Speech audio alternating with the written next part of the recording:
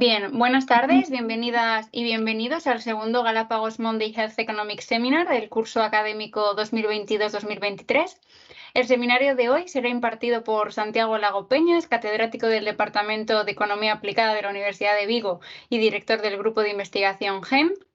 Entre todos los cargos que ostenta Santiago destacan el de investigador senior de FUNCAS, académico de número de la Real Academia de Ciencias Económicas y Financieras de España, es editor ejecutivo de la revista Hacienda Pública Española, codirector de RIFE y coordinador del Grupo de Expertos Económicos de la Xunta de Galicia para afrontar los retos de la COVID-19.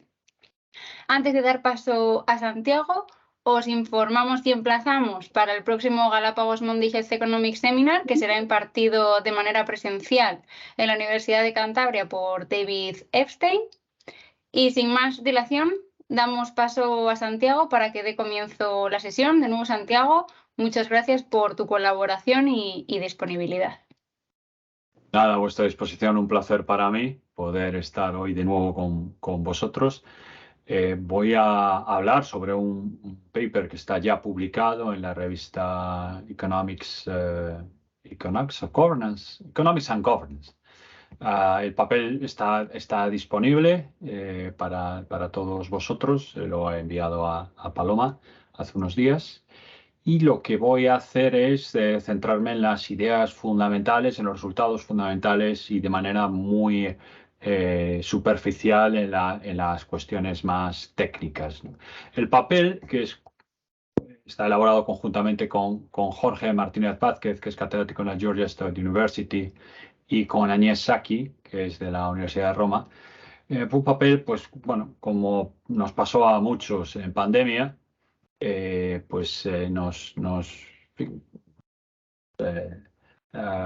definía, ¿no? y delimitaba nuestro espacio de posibilidades, pero también nos daba ideas, ¿no? y nos sugería cosas. Y lo que está detrás de este papel es investigar si, en particular, el federalismo y la descentralización de los países ha afectado sobre la incidencia de la pandemia, pero más en general si las cuestiones de tipo institucional y político han influido, ¿no? Entonces, lo que hemos hecho ha sido tomar datos agregados por países de la base de datos más amplia posible, es decir, queríamos cubrir a muchos países, no centrarnos en Unión Europea o países OCDE, es decir, cubrir un espectro grande de países en desarrollo, países de bajo desarrollo, países plenamente desarrollados. Y bueno, pues con esos datos intentar inferir conclusiones, ¿no? Sobre, en primer lugar, el impacto de la descentralización y el federalismo, si ayuda o al revés, ¿no? Y también de cuestiones como las libertades políticas, es decir, la comparación entre las democracias y las autocracias, y también el rol del sistema de partidos, ¿no? Los sistemas de partidos en los países pueden estar más o menos nacionalizados. Partidos nacionalizados es cuando los partidos actúan a escala nacional, es decir, que cada circunscripción es más o menos parecido a lo que es el conjunto del país en cuanto al número de partidos, qué partidos compiten, el reparto, etcétera, frente a modelos muy poco nacionalizados donde partidos regionalistas, nacionalistas alteran y cada circunscripción, cada territorio, pues es políticamente muy diferente, ¿no? Pues lo que nos podría pasar aquí en España, en Cataluña o en el País Vasco, que son sistemas de partidos muy diferentes a los del resto de España, ¿no? Bueno, pues hay países que están más nacionalizados, menos nacionalizados. ¿Cuáles eran las hipótesis de partida? Pues básicamente que en principio la descentralización y el federalismo pues pueden complicarte el trabajo, porque estamos hablando de un problema, el de la pandemia, donde las externalidades son fundamentales, donde los efectos se van transfiriendo a otros territorios de manera muy rápida, las barreras, en fin, ante un virus, como lo hemos visto, las fronteras importan muy poco y, por tanto, el ser capaz de definir y de articular medidas que engloben un territorio lo más amplio posible, pues es muy importante, ¿no? Y por supuesto, pues tomar decisiones de forma coordinada. Entonces, de entrada, la descentralización, el federalismo, pues irían en contra de lo deseable o en contra de lo ideal, ¿no? Frente a un modelo de mando único, pues un modelo con muchos mandos, ¿no? Y cuando hay muchos mandos y hay externalidades, pues bueno, pues lo que uno, en fin, uno que esperaría es que domine lo negativo, este efecto de la descoordinación, frente a lo positivo que trae la descentralización, que es el poderte adaptar en cada territorio a las preferencias y las necesidades de cada individuo. La pandemia sabe poco de estas cuestiones y de lo que sabe el virus es de extenderse todo lo que pueda, ¿no? Y por tanto, la descoordinación no es desde luego el mejor de los caminos. En cuanto a las libertades políticas, pues la idea es que países con menos libertad política tienen más capacidad de alterar, de influir, de constreñir las actividades de sus ciudadanos, los pueden confinar de manera estricta durante más tiempo, con menos protestas y con menos, en fin, menos discusión. Y finalmente los sistemas de partidos, pues bueno, cuando tú tienes un sistema de partidos en un país donde hay algunos partidos de escala nacional y además pues son relativamente pocos, esto al final acaba haciendo más fácil la resolución de problemas generales, ¿no? Frente a un modelo de partidos, de un sistema de partidos mucho más fragmentado, donde es más difícil coordinar y más difícil transmitir, ¿no? Entonces esta es la filosofía general o la idea general que subyace al papel. Y bueno, en esencia, lo que hacemos en el paper es intentar explicar las muertes en los diferentes países, ¿no? Ese subíndice indica país. Lo que hacemos es hacer una observación por país, con muchos países que llega hasta un máximo de 113 países. Cuando utilizamos alguna variable en concreto que luego os diré, pues bajamos hasta 68, pero es una muestra de países muy amplia. Y lo que hacemos es tomar el número de muertes acumuladas a una determinada fecha, ¿no? Y bueno, esto lo relacionamos con tres bloques de variables: las socioeconómicas y enfermedades, ¿no? Que llamamos ahí disease, que serían variables de control, y las institucionales, que son las variables que nos interesan, ¿no? Bueno, los datos, claro, necesitamos datos de fallecimientos. Valoramos la posibilidad de utilizar casos. El problema es que vimos que comparativamente eran menos fiables que fallecimientos. Fallecimientos tienen sus problemas, pero casos tenían muchos más, sobre todo en los primeros meses. Y también la posibilidad del exceso de mortalidad, que en principio es más atractivo desde un punto de vista teórico, pero nos constriñe o nos constreñía a analizar solo entre 20 y 30 países en función de la base de datos que utilizáramos para exceso de fallecimientos. Exceso de fallecimientos, exceso de muertes es una estadística bastante sofisticada y no hay muchos países que la hagan, sobre todo países no desarrollados, no. Por tanto, nos quedamos con fallecidos, ¿no? Trabajamos con mínimos codos ordinarios, una regresión de sección cruzada. Analizamos observaciones anómalas, encontramos a Perú, que tiene un comportamiento muy negativo, ¿no? y que claramente rompía, y lo excluimos, optamos por excluirlo. Valoramos la opción de utilizar técnicas de mínimos cuadrados ordinarios, pero robustos, ¿no? Que lo que hacen en esencia es reponderar las observaciones y darle menos relevancia a las observaciones anómalas, pero finalmente optamos por esta solución. Y bueno, hay problemas de heterocedasticidad que corregimos en los casos en los que se producía a través de errores estándar robustos, ¿no? En función de la solución que aportan Haber y White. El death, o sea, la variable explicada es el acumulado de muertes por COVID-19 por millón de habitantes. Obviamente un país más grande tiene más que uno pequeño, por tanto dividimos por millón de habitantes, ¿no? Las variables explicativas en el bloque instituciones, que es el que nos interesa realmente, son los derechos políticos, lo que sería el sistema de la nacionalización del sistema de partidos, una DAMI, que es país federal o no, y el índice de autoridad regional, que es ese RAI, para empezar al final, que es una medición bastante sofisticada y multinomial, ¿no? Es decir, tiene en cuenta no solo la descentralización financiera, sino también la política, la legislativa. El problema es que es un índice que está calculado para muchos países, pero no para todos. Esto es el que explica el por qué en algunos casos pues el número de observaciones es 68 y no 113. Cuando trabajamos con la variable federal, que es una variable fácil de construir, 113. Cuando trabajamos con RAI, que es una alternativa más sofisticada para medir descentralización que una simple DAMI, pues nos quedamos en 68.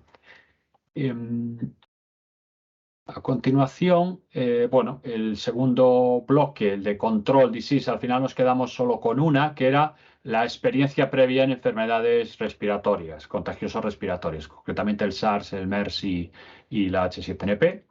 Y las variables de control, pues los flujos turísticos, el que un país sea más turístico o no, en principio los países más turísticos pues se vieron más afectados, ¿no? Lo vimos claramente en los primeros momentos, ¿no? Francia, España. El PIB per cápita. El PIB per cápita, la idea es que los países más ricos tienen más capacidad de afrontar la pandemia, tienen más recursos, recursos médicos, recursos sanitarios, recursos de todo tipo, ¿no? Y por tanto, pues en principio uno cabría guardar que cuanto más rico, mejor lo haces y menos muertos tienes, ¿no? Lo que es la población mayor de 65 años, esto juega en el sentido contrario. Las personas más mayores son más sensibles, ¿no? Más vulnerables a la enfermedad y, por tanto, países más envejecidos pues tendrán a tener ratios de fallecimientos más elevados. La economía informal, la economía sumergida, en principio la idea es que los países con mayor economía sumergida, con mayor descontrol, pues son más difíciles de disciplinar, pues por ejemplo con normativas laborales sobre si usted no puede ir al trabajo, puede ir al trabajo, o incluso pues también en términos de, oiga, cerramos esto, hay un ERTE, le pagamos, quédese en casa, ¿no? Pues claro, cuando tú trabajas en la economía sumergida todo esto no es posible, por tanto vas a trabajar y llevas el virus contigo, ¿no? Y finalmente la concentración urbana, ¿no? Sabemos que el virus se mueve mejor cuanto más concentrada está la población y, por tanto, cuanto más población urbana, cabría guardar que, controlado por el resto de los factores, la incidencia en términos de fallecimientos fuera más elevada, ¿no? Lo que hacemos, pues estas regresiones, yo creo que lo estáis viendo todos en la pantalla. Básicamente, lo que hacemos es observar los fallecimientos acumulados en 3 momentos del tiempo. Inicialmente trabajamos, claro, esto fue un trabajo que hicimos en el año 20 y trabajamos pues, con los datos hasta septiembre del 20. Pero luego, como siempre nos ocurre en las revistas académicas, como hago una revisión y tardaron meses, bueno, pues al final tuvimos ampliación de periodo muestral y pudimos observar mucho más y dijimos, oye, pero ¿por qué no hacemos algo un poquito más interesante o más sofisticado? Es decir, vamos a mirar fallecimientos acumulados hasta 30 de septiembre del 20, hasta 31 de diciembre del 20 y hasta el 30 de junio del 21, que era lo último a lo que podíamos llegar por los periodos de publicación, ¿no? De tal manera que vamos a ver si el efecto de las variables va cambiando en el tiempo. Porque podría pasar, ¿no? Que algunas variables fueran más importantes al principio y otras, pues al revés, ¿no? O que sí no cambiara. Y la realidad es que nuestra intuición pues fue buena porque vimos que pasaban cosas, ¿no? Pasaban cosas. En el caso de la primera de las variables, que es el impacto de las respiratorias, los países que tenían experiencia con las respiratorias comparativamente lo han hecho mejor. Tenían más experiencia, el uso de las mascarillas, las distancias, y esto les ayudó. Claro, son países asiáticos, básicamente eran países asiáticos y Canadá, que como sabéis estos brotes de enfermedades quedaron constreñidos allá y en Canadá, pero había digamos como una sensibilidad o una predisposición a tomar rápidamente medidas, ¿no? Frente a nosotros que esto pues nos impactó y realmente los primeros días no sabíamos muy bien cómo hacer y qué era aquello, ¿no? Pues esto efectivamente se confirma, tomes la referencia temporal que tomes, que efectivamente esta experiencia previa pues ayudó. En el caso del turismo, va en la dirección que esperábamos. Aquellos países con más flujos turísticos, pensamos en España, pensamos en Francia, tienden a tener una incidencia mayor de la pandemia, pero ese efecto se difumina con el tiempo. Es muy importante en el año 20, pero ya no es con los datos del 21. Es decir, a medida que va pasando el tiempo, el ser turístico no, pues deja de ser relevante. ¿Por qué? Bueno, porque en determinado momento ya el turismo, los flujos turísticos ya no ayudan a difundir el virus porque ya no hay turistas. ¿De acuerdo? Esto en el momento inicial sí es un factor explicativo importante, por lo que pasó en España y Francia o Italia es muy claro, pero a partir de cierto momento cerramos fronteras y esto deja de pesar y con las muertes acumuladas empieza a difuminar el efecto. Por tanto, es verdad, el turismo fue un factor muy importante, pero claro, pasa el tiempo y otras cosas son más importantes que el turismo. Lo contrario pasa con el PIB per cápita. Al principio no importa, pero cuando ya cogemos los datos hasta el verano del 21, los acumulados hasta el verano del 21, ahí sí que la variable muestra el efecto que queremos o que preveíamos, ¿no? Que los países más ricos lo hacen mejor. ¿Por qué lo hacen mejor? Bueno, pues entre otras cosas porque los procesos de vacunación ya en el verano del 21, pues en los países de la Unión Europea el proceso estaba, pues en España, por ejemplo, estaba completo, estaba completado, ya estábamos todos los que queríamos y en España queríamos muchos, pues estábamos vacunados. Y esto obviamente pues, reduce la incidencia más grave de la enfermedad, ¿no? Pero al principio no. Al principio no es un factor. Y uno lo puede asociar a que precisamente fuera rico o pobre estabas poco preparado. Los ricos no tenían ni más mascarillas, ni más EPIs, teníamos buenos sistemas sanitarios, pero no preparados para afrontar una pandemia. Tardó un tiempo en que esto realmente sí se notase. Tener más recursos nos permitía acceder a vacunas, a mascarillas, a EPIs, en fin, que realmente los países ricos lo hacíamos mejor, ¿no? En el caso de la siguiente variable, que es lo del envejecimiento, pues también el envejecimiento, a medida que ampliamos el tamaño muestral, pues pesa mucho más. Efectivamente, las sociedades más envejecidas tienden a tener una mayor incidencia del virus, pero en un primer momento esto no fue un factor tan relevante. Fue más relevante a medida que, frente a otros, como por ejemplo por los flujos turísticos, ¿no? Tú podías ser un país, pensamos en los países nórdicos, pues muy envejecido, pero bueno, ellos no tenían el problema el impacto, la primera ola de ellos no les llegó como nos llegó a nosotros. Y por tanto, pues en fin, no tuvieron ese problema. Al principio era mucho más importante pues lo que antes comentábamos del turismo, ¿no? Luego, lo que es la población urbana sí juega en el sentido que preveíamos, ¿no? Más concentración de la población, peor. Los derechos políticos también es interesante. Efectivamente, las autocracias lo hacen mejor en el corto plazo, porque cuando no sabemos muy bien cómo reaccionar y metemos a todo el mundo en casa, pues esto las autocracias lo hacen muy rápidamente, en las democracias cuesta mucho más, empezamos a discutir sobre si esto, en fin, este tipo de medidas tan duras es lo más razonable, hay fundamento, no hay fundamento. Pues en China esto pues no se lo plantean, oye, cierra la región entera y se acabó, no hay más vuelta de hoja, ¿no?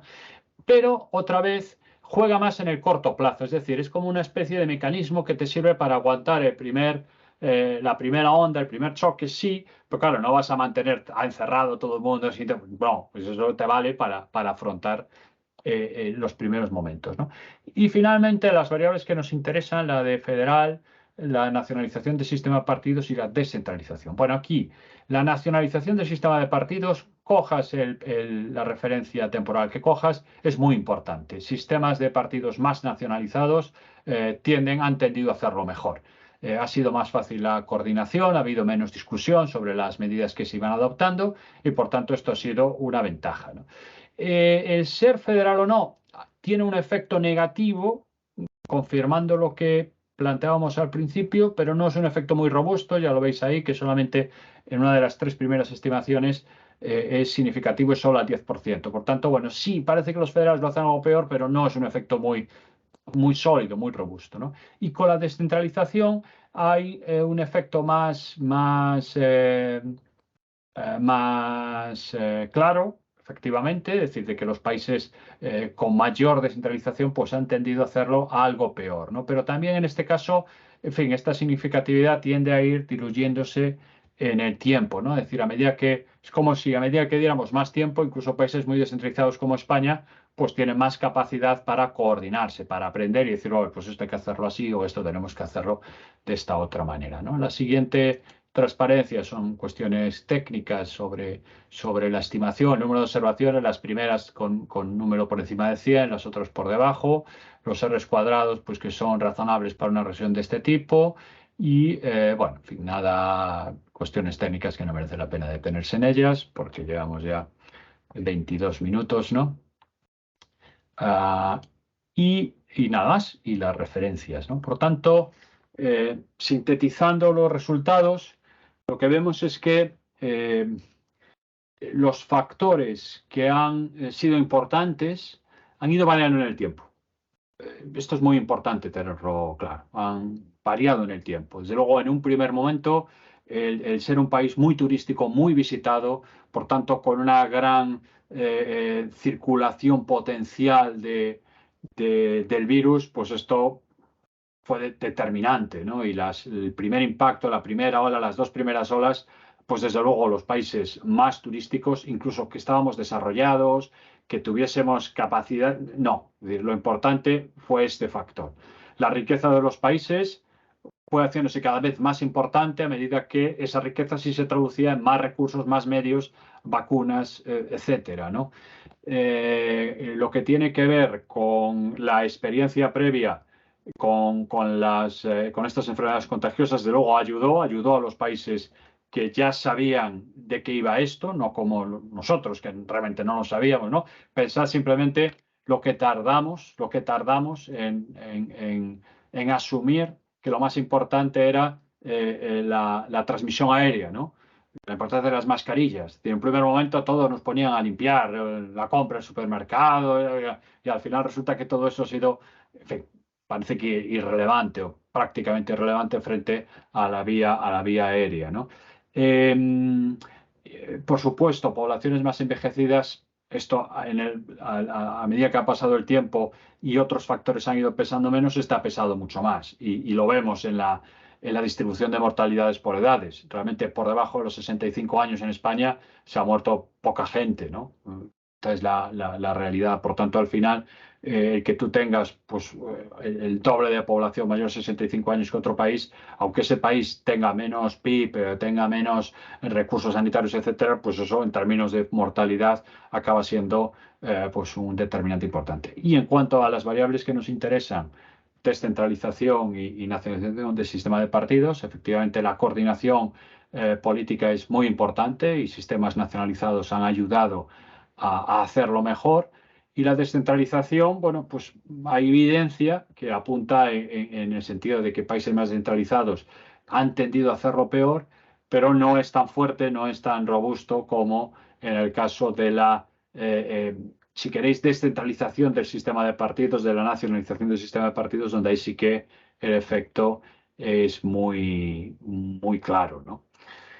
Y así en 20 minutos, hablando un poco rápido para lo que es mi, mi costumbre, espero que os hayáis quedado con las ideas más importantes, pasamos a la segunda fase del seminario. Eso es. Muchas gracias, Santiago. Yo personalmente, vamos, darte la enhorabuena porque me he leído el paper y demás y he descubierto algunas bases de datos que no conocía. Llevo la política desde el punto de vista más amateur y me ha dado así alguna idea para investigar y demás. O sea que muchas gracias. Así que bueno, pasamos a la segunda parte, ¿vale? Con el tiempo de debate. Y comenzamos con la primera pregunta. Dado que, como argumentan papers, el distanciamiento social para limitar la propagación del COVID-19 hace que regiones con mayores niveles de teletrabajo tengan menor vulnerabilidad a pobreza y desigualdad e incluso muertes, ¿qué opinas acerca de que en ausencia de medidas compensatorias este shock COVID pueda dar lugar a aumentos significativos de pobreza y desigualdad, incluso polarización salarial? ¿Esto no erosiona la cohesión regional de los países? ¿La economía debería centrarse más en el objetivo, por ejemplo, la eficiencia, dado que en desigualdad priman otros juicios de valor y lo subjetivo? Es una pregunta, me he perdido, lo siento, es que es muy, muy potente, muy poderosa. Es una pregunta, ha habido varias cosas, o sea, que realmente es una multipregunta, ¿no? Hay varias partes, ¿no? Hay una que es muy interesante y que nosotros intentamos entrar en el asunto de la distancia social, las normas, ¿no? Es decir, no es igual la distancia social en España de lo que es en los países nórdicos o lo que es en Asia, ¿no? Es decir, que el contacto, los besos, las manos, la distancia de confortabilidad, ¿no? Ese medio metro, ese metro, 2 metros, ¿no? Y que al final a nosotros, por ejemplo, los españoles nos cuesta más, ¿no? Tenemos menos distancia que los asiáticos, ¿no? Pero no fuimos capaces de encontrar una base de datos suficientemente amplia, ¿no? Que cubriera suficientes países, ¿no? Y por tanto, al final no pudimos incluirlo en el análisis, ¿no? También teníamos otra variable, que era, claro, qué estaba pasando a tu alrededor, porque eso nos permitía también meter a las islas, ¿no? Pues Nueva Zelanda o Australia comparativamente lo tenían más fácil porque su cierre de fronteras es muy eficaz, ¿no? Oiga, esto y de un día para otro, ¿no? Pero ahí también tuvimos problemas, en este caso, problemas técnicos, ¿no? Porque había simultaneidad. Claro, tu entorno, o sea, lo que estaba pasando en Francia, en Portugal, impactaba en España, sí, pero lo que pasaba en España impactaba en los otros países. Y esa simultaneidad, intentamos diferentes técnicas para corregirla, variables instrumentales, pero la propia forma de la base de datos nos lo ponía muy difícil, ¿no? Buscamos instrumentos, y no fuimos capaces y acabamos excluyéndola, ¿no? Entonces, con esta parte me he quedado la pregunta, pero hay una segunda parte que tenía que ver con el teletrabajo y... Y si quieres te las repito por partes. Sí. Luego también nos preguntaban qué opinabas acerca de que en ausencia de medidas compensatorias, este shock del COVID-19 puede dar lugar a aumentos significativos de pobreza, desigualdad. Compensatoria, entiendo que serían los ERTES y serían este tipo de actuaciones. Creo que sí. Bueno, esto totalmente. De hecho, cuando haces una comparación en las reacciones de los países, ves que los países europeos con estados de bienestar más avanzados hemos gastado comparativamente menos que países desarrollados sin un estado de bienestar como el nuestro. Pues Estados Unidos, Australia, Nueva Zelanda, los anglosajones, Japón y Singapur. Pues ellos han gastado mucho más que nosotros porque no tienen ni nuestra sanidad ni nuestros sistemas de rentas. No quiere decir que nosotros no hemos gastado mucho dinero, pero ellos muchísimo más, ¿no? Y por tanto, por supuesto, de hecho, uno de los problemas que había, por ejemplo, en Estados Unidos, era que, claro, con programas de protección de rentas mucho menos generosos y de cobertura que los que podía haber en España, en Europa en general, pues hacía que gente enferma, gente con síntomas, siguiera yendo a trabajar. Y entonces se llevaban el virus al centro de trabajo y con eso pues expandían la pandemia. Por tanto, sin ninguna duda, es decir, los programas de protección de rentas son un elemento fundamental. Tú le puedes decir a la gente que se quede en casa cuando tienen que comer, cuando tienen dinero para ir a... Pero claro, si le quédese usted en casa pero no tiene ingresos, la gente dice, mira, sí, pero entre morirme de hambre y morirme de COVID, si tengo 25, 30, 35 años, prefiero arriesgarme a morirme de COVID, ¿no? Por tanto, por supuesto que estos programas han sido importantes y necesarios, sí. En ese sentido, también nos preguntan si estas diferencias entre países no erosiona esa cohesión regional que siempre se busca. La diferencia hablaba no acabo de entender así la cohesión regional. Yo en este caso no, o sea, interna no lo he visto muy bien. O sea, lo que sí parece, pero no ha sido tampoco algo que haya tenido una incidencia extraordinaria, pero sí es verdad que lo que tiene que ver con las preferencias, por ejemplo, respecto a la vivienda, pues sí que ha habido un impacto, ¿no?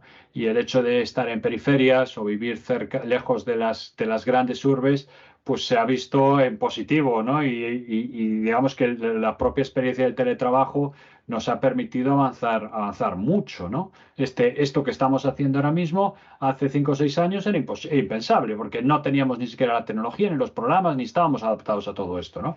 Por tanto, yo creo que si algo ha hecho la pandemia, desde luego ha sido reequilibrar a favor del rural o de los espacios menos poblados o de las periferias respecto a los centros, ¿no? Es cierto que, bueno, esto pasa el tiempo y se va difuminando, pero bueno, algo ha quedado y desde luego el teletrabajo y los medios tecnológicos, la expansión de la fibra y los medios, esto claramente te permite deslindar dónde vives y dónde trabajas. Y creo que esto es muy positivo para las zonas más periféricas y menos centrales. Por tanto, me parece que este impacto iría en positivo a la cohesión territorial y no es negativo. Tampoco hay que exagerar, obviamente no se han ido 2 millones de personas de Madrid a vivir en provincias, no ha ocurrido esto, ¿no? Pero en general sí que se ha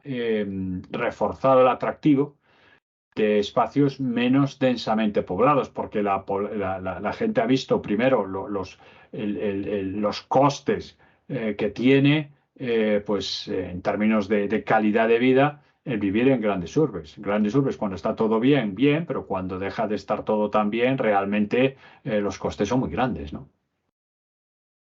Genial, vamos con otra pregunta. ¿Qué opinas acerca de si con la pandemia se cumple o no lo que decía el sociólogo alemán Robert Michels sobre la ley de hierro de la oligarquía a principios del siglo XX? Es decir, si cuanto más grande se hace la organización, más se burocratiza, ya que se deben tomar decisiones cada vez más complejas y más rápido.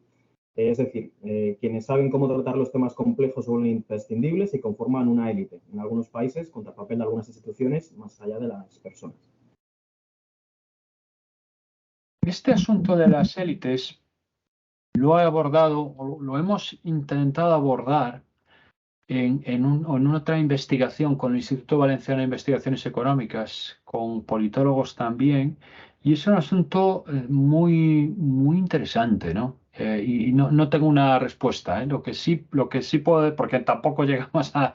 nos ha quedado como una pregunta de investigación abierta hacia el futuro, ¿no? Pero por ejemplo, el papel del conocimiento y en la pandemia, esto de los expertos... o sea, por un lado, lo que ha sido las vacunas, ¿no? Pues esto es un enorme éxito de la ciencia y fantástico, ¿no? Pero, por ejemplo, las recomendaciones respecto a las cadenas de transmisión de los virus, ¿no? O los propios mensajes que veíamos los expertos y luego lo que era la realidad. Es decir, que yo creo que aquí ha habido efectos en el doble sentido, ¿no? Es decir, algunos que han reforzado pues, el respeto por la ciencia, por el conocimiento, etcétera, pero otros que en cambio pues que no ha ido en la misma dirección. Por tanto, esto es un asunto a investigar, probablemente trasciende con mucho lo que hacemos los economistas, va más pues, a otro tipo de disciplinas, pero es muy interesante, ¿no? Porque no es no es que la pandemia pues, ha reforzado el respeto en los organismos técnicos independientes y la coordinación, pues no está claro porque la propia incertidumbre, las dificultades, ¿no? que nos ha planteado el virus y la pandemia, pues ha hecho que no hubiera voces únicas, ¿no? Y que además hubiera bastantes errores en los pronósticos. Se nos iban diciendo cosas y luego, pues no, y escuchabas un experto en una dirección, otro experto en otra dirección, y al final la gente esto también, no, pero claro, esto también tiene mucho que ver con el papel de las redes sociales, con los amplificadores, con el cribado de las noticias, con las fake news. Por tanto, es un asunto interesante que trasciende con mucho lo económico, pero mi percepción es que el efecto no ha sido, el efecto neto no es claro. Algunas cuestiones, sin ninguna duda, la investigación básica, la importancia, las vacunas, todo sí, pero luego lo que eran los consejos, las recomendaciones y los pronósticos que se iban haciendo, esto ha quedado también bastante dañado, ¿no? Y la diversidad de criterios, ¿no? A veces quizás esperábamos demasiado. Era un entorno, en fin, que nuestro conocimiento era muy limitado, el virus era nuevo, pues no conocíamos bien ni siquiera las vías de transmisión y teníamos que dar respuesta, ¿no? Con una transmisión muy elevada. Bueno, pues a lo mejor las condiciones objetivas no nos han permitido hacerlo mejor, pero desde luego en esto sí que se han cometido errores grandes de pronóstico.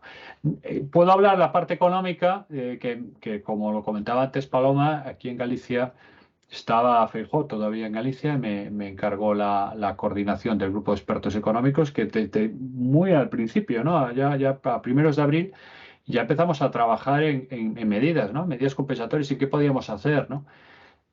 Los documentos están publicados en la web de la Xunta de Galicia. Yo creo que fue un trabajo muy, muy intenso y en general creo que acertamos bastante, ¿eh? Sí, creo que está mal que lo diga yo, que he coordinado el grupo, pero creo que acertamos bastante tanto en diagnósticos como sobre todo en propuestas, ¿no? Nosotros hablamos de los, esto de los programas tractores, ¿no? Que luego ha venido con los Next Generation, que eran muy importantes, o el asunto de los ERTEs, o todo esto, pues los tratamos y los abordamos, ¿no?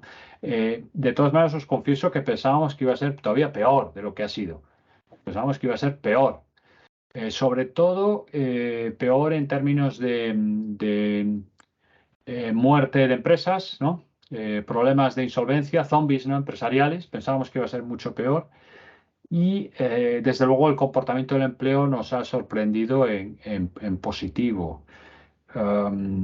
Si no llegamos a tener esta crisis adicional de la invasión de Ucrania, pues la realidad es que España ya hubiera alcanzado, que somos los últimos prácticamente, porque tuvimos una caída muy, muy pronunciada del PIB en el 20, pero en el 22 ya hubiéramos llegado al nivel prepandemia y los valores que se manejaban al principio es que a lo mejor hasta el 24, el 25 no se llegaba. Eso sin invasión de Ucrania, ¿no?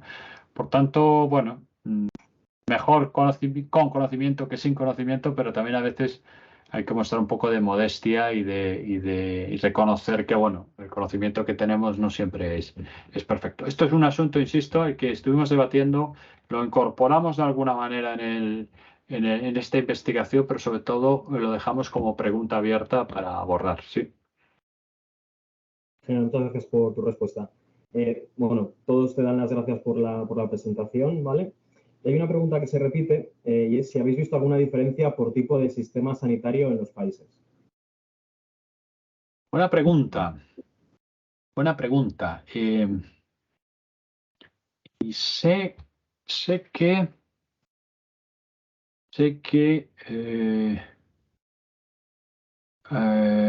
estoy recordando, ¿no? Porque esto es esto es el back office del papel, ¿no? Que metimos muchas variables y al final fueron saliendo.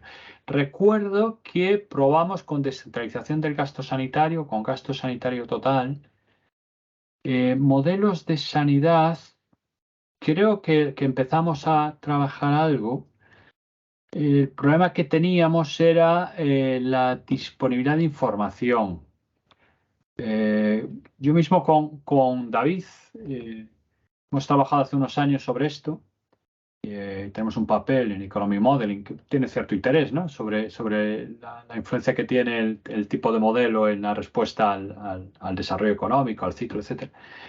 Pero claro, trabajamos con los países y con datos que están cubiertos por en fin, datos OCDE, básicamente, ¿no? Entonces, trabajas con países OCDE, acceder a todo esto es muy importante. Es fácil, relativamente fácil, pero cuando trabajas pues eso, bases de datos de 150 países, 140 países, hay cosas que cuestan mucho, ¿no? Acceder a determinada información. Entonces, yo creo que esto fue lo que explicó el por qué no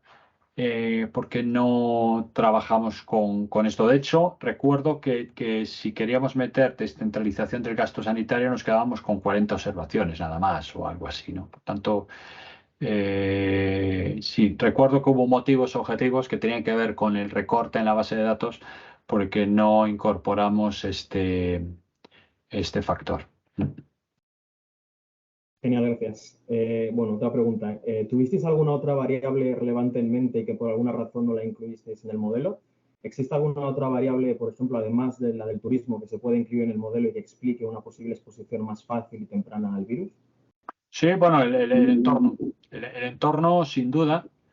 Pero no fuimos capaces de encontrar instrumentos porque hay un problema de simultaneidad evidente, ¿no? Y causalidad inversa y no éramos capaces técnicamente de resolverla y por tanto lo excluimos, pero eso sin ninguna duda. Es decir, al final lo que pasa en tu entorno te influye, ¿no? Porque hay flujos de personas, hay flujos y por tanto esa era una, ¿no?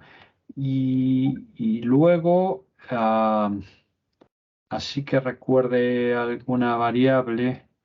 Hombre, yo creo que es verdad que si volvieras con estos datos, ahora que ya ha pasado más tiempo y tienes más información, pues podrías intentar construir un panel de datos y con eso pues probablemente ser capaz de hacer cosas más sofisticadas. Nosotros reaccionamos en el 20, ¿no? El papel lo teníamos hecho en el 20, luego hicimos esa revisión en el 21, pero podrías meter cosas. Exceso de mortalidad, que nos parece que parece que es una variable incluso más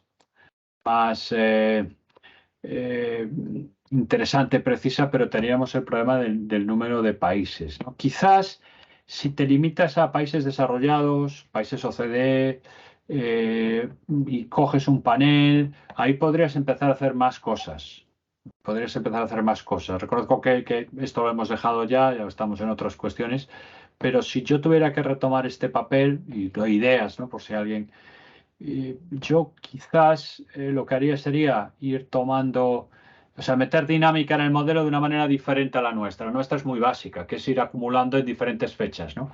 Pero ¿por qué no puedes coger datos por trimestres, ¿no? Entonces tú vas cogiendo trimestres y ahí puedes incluso meter el proceso de vacunación, ¿no? Como el proceso de vacunación va cambiando esto, porque el proceso de vacunación tiene cambios dentro de los países claramente, pero luego también las comparaciones entre países pues también es importante. Yo, por ejemplo, haría esto. Cogería un panel, datos trimestrales, muertes acumuladas en el trimestre, empezaría a meter dinámica. Es decir, pues por ejemplo, pensar, oye, si has tenido más contagios antes, pues eso va a hacer que tengas menos contagios después y por tanto, pues que en parte ya estás inmunizado. La velocidad de difusión de las vacunas. Ahí simplemente comparamos datos a 31 de diciembre a 30 de junio. Obviamente ahí ya están las vacunas jugando, pero no hemos... digamos que si tuviéramos datos por trimestre, si cubriéramos todo el 21, incluso la mitad del 22, pues ahí sí que ya podrías hacer cosas más sofisticadas. Y por variables, bueno, quizás lo que antes comentabais, ¿no? La cobertura, por ejemplo, de la sanidad, ¿no? Y podría ser. Lo que ocurre es que también hay que tener cuidado con esto porque es verdad que los países ricos, incluso aquellos que tienen peores coberturas, ¿no? Con menos sistemas menos universales, pusieron mucho dinero para hacer actuaciones ad hoc, ¿no? Entonces yo no sé hasta qué punto, si ya tienes incluido la riqueza del país, pues este tipo de sistema puede ser muy relevante, ¿no? Porque en los países poco desarrollados da igual, ¿no? Porque tienes una mala sanidad, tienes mala, pues casi da igual, ¿no? Pues no lo sé, no tengo claro, pero lo que tiene que ver con utilizar panel de datos, meter proceso de vacunación de forma expresa, meter dinámica en el modelo que a lo mejor te permite el asunto de la situación en tu alrededor, pues puedes coger valores retardados de las variables como instrumento y que puedes hacer cosas un poquito más sofisticadas. Yo creo que podría estar bien. Y lo de exceso de mortalidad, pues también podrías hacer un proceso en fin, como control o como análisis de robustez, decir, bueno, pues ahora voy a repetir este análisis para los países que tengo datos de exceso de mortalidad de calidad. Bueno, pues me meto con esto e intento hacer cosas, ¿no? Sí. Genial. También nos preguntan si en los países federales incluyes los de organización política federal o todos los países que cuentan con 3 niveles de gobierno. No, ahí utilizábamos la clasificación, ahí me pillas, utilizábamos una clasificación, podríamos mirar, a ver si ponemos la fuente. Utilizamos alguna fuente concreta. España, por ejemplo, se considera federal ahí, ¿no? Pues país cuasi federal. A ver si lo... No, aquí no lo tengo, esperad un segundo. Ya no me acuerdo de la federal, donde la teníamos. El del Forum of Federations, el Forum de Federaciones. El Forum of Federation tiene un listado de lo que se consideran países federales. Entonces, adoptamos ese criterio para que no hubiera, ¿sabes?, fuera objetivo. Utilizamos ese listado de países que se consideran federales, yo creo que federales incluyendo los cuasi federales, en el Forum of Federations. Genial. También queda clara la fuerte influencia de la movilidad y el turismo sobre la expansión de la enfermedad. Con las conclusiones que sacas de reducción de su influencia porque se deja de viajar, ¿podemos concluir que el corte del turismo redujo las muertes? Bueno, sin ninguna duda. Es decir, sin ninguna duda, igual que los confinamientos, veíamos cómo los confinamientos, ¿no? y las medidas de restricción hacían que las olas cayeran, pues obviamente el recorte de los movimientos turísticos también, ¿no? Que yo creo que fue una de las cosas que se vio, que sobre todo en el primer año, ¿no? Cuando no había, en fin, claro, no teníamos vacunas pues era lo más efectivo, ¿no? Que no haya contactos, ¿no? Y que no haya contactos y que no haya movilidad. Y de hecho los confinamientos, recordad que al principio fueron confinamientos domiciliarios, ¿no? Nos quedábamos en casa, pero luego empezaba a ver las barreras, ¿no? Venga, pues de este municipio no salgan a este otro, ¿no? Es decir, si aquí hay muchos casos, no vayan al municipio al lado a contagiar, ¿no? Por tanto, sí, claro, sin duda la movilidad, a ver, este virus, si no tuviéramos movilidad ni contacto, el virus, claro, si tú no estás cerca de las personas, no contagias, ¿no? Y por tanto, por supuesto que es un factor importante. A mí, quizás, ¿no? Esto como una reflexión más general, claro, lo que me ha impactado, ¿no? de esta pandemia, en comparación, por ejemplo, pues a la de hace 100 años, ¿no? La mal llamada gripe española, claro, es la velocidad de transmisión, porque teniendo sistemas sanitarios mucho más potentes, sabiendo mucho más, claro, pero es que hoy en día la cantidad de millones de personas que cruzan fronteras nacionales y continentales todos los días, claro, hace que, en fin, cualquier virus en cuestión de horas o de días está en todo el mundo, ¿no? O las variantes del COVID, ¿no? Las variantes se transmiten a una velocidad absolutamente vertiginosa, ¿no?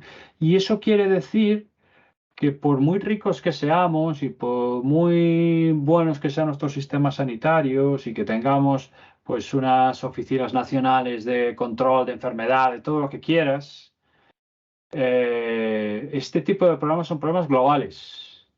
Y por tanto tenemos que afrontarlos de manera global. Eso quiere decir que la Organización Mundial de la Salud tiene que tener herramientas, instrumentos y recursos para hacer esto, ¿no? Por un lado, pues para poder bloquear y para poder recomendar con cierta, en fin, capacidad de influencia a que una determinada región o un país se cierren, se bloqueen, ¿no? Si empieza a haber algo raro, ¿no? Pero también lo que tiene que ver con la investigación.